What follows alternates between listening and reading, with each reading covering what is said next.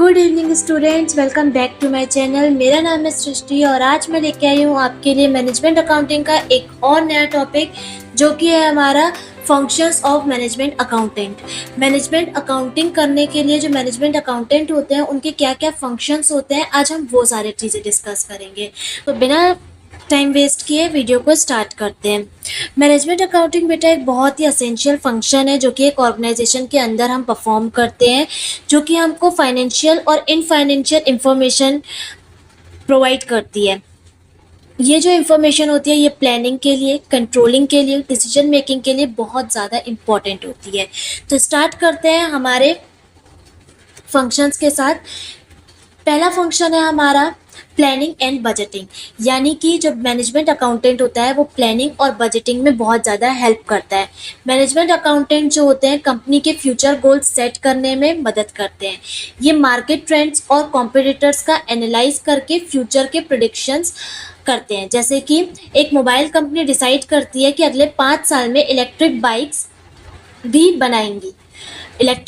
भी बनाएंगी।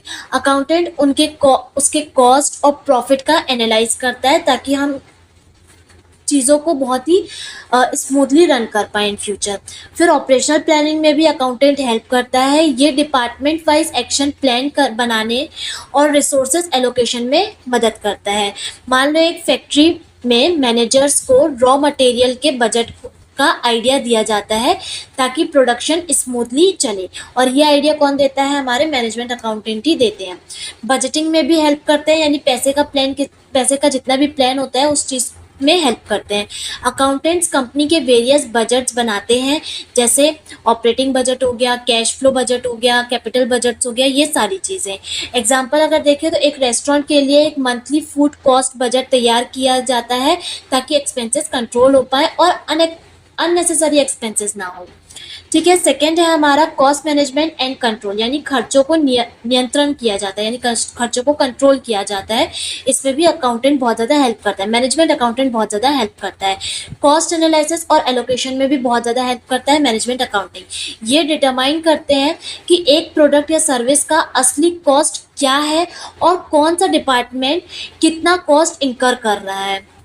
एग्जाम्पल से समझाऊँ तो एक शू कंपनी डिसाइड करती है कि एक पेयर ऑफ शू का एक्चुअल कॉस्ट 800 है, जिसमें 500 रॉ मटेरियल और 300 मैन्युफैक्चरिंग का है।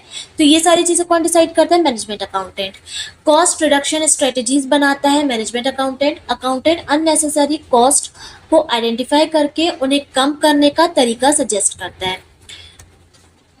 एग्जाम्पल के थ्रू अगर बोलूँ तो एक फैक्ट्री में मान लो इलेक्ट्रिक कॉस्ट ज़्यादा है, तो उसको अकाउंटेंट सजेस्ट करता है कि एलईडी लाइट यूज़ करी जा रही है, तभी हमारा इलेक्ट्रिक जो कॉस्ट आ रहा है वो ज़्यादा आ रहा है, उस चीज़ को कम कर दो। ओके। फिर है हमारा third, cost volume profit analysis करता है, यानी कॉस्ट प्रॉफिट और कॉस्ट का रिलेशन समझाता है और समझता भी है। ये एनालिसिस बताता है कि कितने यूनिट्स बेचने से कंपनी को कितना प्रॉफिट होगा। कॉस्ट वॉल्यूम प्रॉफिट एनालिसिस से हम क्या समझते हैं कि ये एनालिसिस ये बताता है कि कितने यूनिट बेचने से कंपनी को कितना प्रॉफिट होगा। एग्जाम्पल के अगर थ्रू बोलूँ, अगर एक चॉकलेट कंपनी का ब्रेक इवन पॉइंट 500 चॉकलेट्स है। ब्रेक इवन पॉइंट्स वो पॉइंट होता है कंपनी का जहाँ पे ना उसको प्रॉफिट हो रहा है ना कोई लॉस हो रहा है, तो उसे प्रॉफिट कमाने के लिए 500 प्लस चॉकलेट्स बेचनी पड़ेगी, तब जाके उसको प्रॉफिट होगा। थर्ड है हमारा परफॉर्मेंस मेजरमेंट एंड इवेल्युएशन, यानी काम का एनालिसिस करता है और उसको सुधार भी करता है। पहला वेरिएंस एनालिसिस करता है। वेरिएंस एनालिसिस का क्या मतलब है कि जो हमने स्टैंडर्ड कॉस्ट निकाली थी, जैसे मान लो एक चॉकलेट कंपनी है, उसने स्टैंडर्ड कॉस्ट निकाली कि एक चॉकलेट हमारी 10 रुपए की बनेगी, लेकिन जब हमने एक्चुअल प्रोडक्शन किया तो वही जो चॉकलेट थी वो 12 रुपए की बनी। तो ये जो बीच का 2 रुपए का डिफरेंस आ रहा है, इसी को हम वेरिएंस बोलते हैं। तो इसका एनालिसिस करता है ये क्यों डिफरेंस आया, इसको कम कैसे किया जा सकता है या ज़्यादा कैसे किया जा सकता है। वैसे तो कम ही करते हैं, लेकिन जो भी इसका एनालिसिस करते हैं और किस तरीके से इसको कम ज़्यादा करना है, ये सारी चीज़ें हम मैनेजमेंट अकाउंटिंग में पढ़ते हैं। ओके।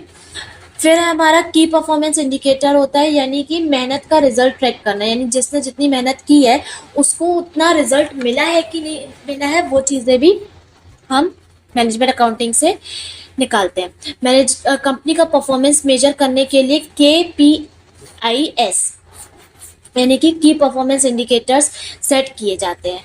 ओके, जैसे कि एक सेल्स टीम के लिए KPI हो सकता है हर महीने आपको 100 प्रोडक्ट बेचना है, ये एक टारगेट सेट कर दिया जाता है ताकि कंपनी का परफॉर्मेंस अच्छा हो पाए।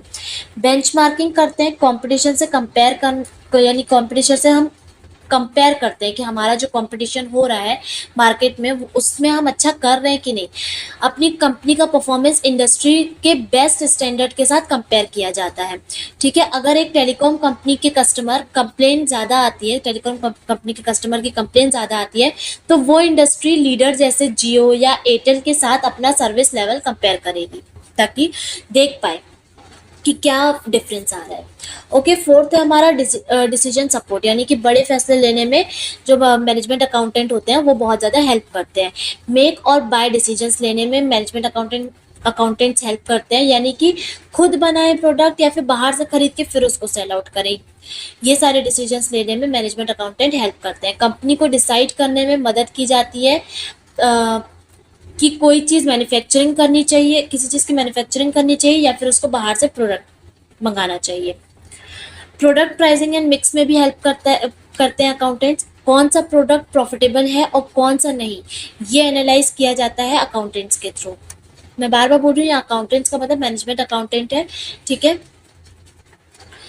फिर है हमारा कैपिटल बजटिंग, यानी कि बड़े प्रोजेक्ट्स के लिए इन्वेस्टमेंट डिसीजन लेने में हमारे अकाउंटेंट्स हेल्प करते हैं। मतलब कि अगर मान लो कोई हमें बड़े डिसीजन, कोई हमें नया होटल खोलना है तो वहाँ पे पैसा लगाना चाहिए कि नहीं लगाना चाहिए, फ्यूचर से उतनी रिटर्न ऑन इन्वेस्टमेंट आएगी कि नहीं आएगी, ये सारी एनालिसिस करते हैं हमारे मैनेजमेंट अकाउंटेंट। रिस्क एनालिसिस करते हैं, यानी कि नए प्रोजेक्ट जो हम बना रहे हैं उनके रिस्क का एनालिसिस करते हैं। जैसे बिजनेस में होने वाले फाइनेंशियल रिस्क का एनालिसिस करके उनका सोल्यूशन भी देते हैं। जैसे कि अगर एक कंपनी नए मार्केट में एंट्री कर रही है तो अकाउंटेंट देखेगा कि वहाँ कॉम्पिटिटर्स और डिमांड किस तरीके की है, डिमांड का क्या हाल है।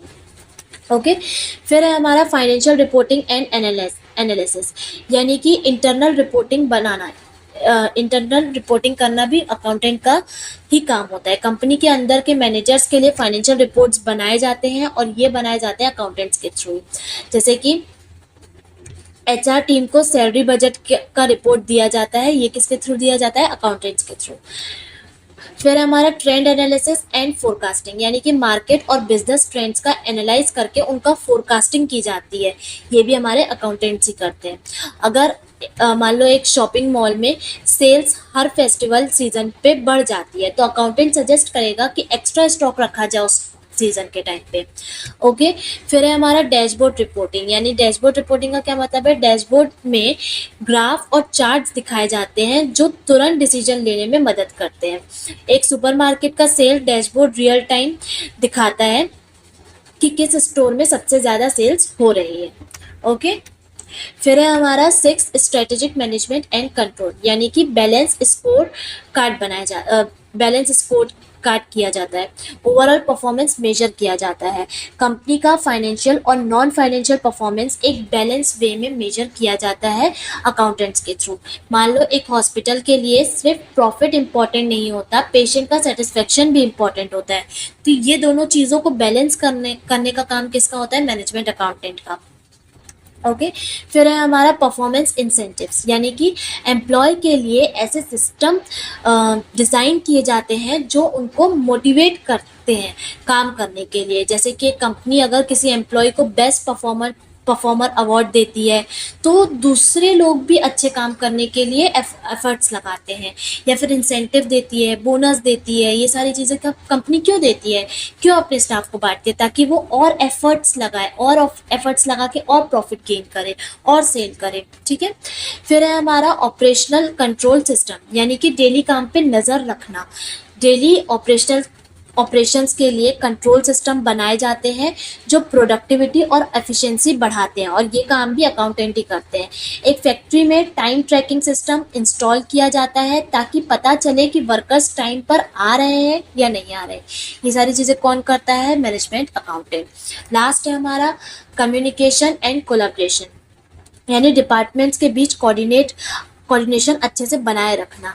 इंटर डिपार्टमेंटल कोऑर्डिनेशन, यानी कि अलग अलग डिपार्टमेंट्स के साथ काम करना। मैनेजमेंट अकाउंटेंट्स जो होते हैं वो सभी डिपार्टमेंट्स को कोऑर्डिनेट करते हैं, ठीक है, ताकि सबका काम एक साथ अच्छे तरीके से हो पाए।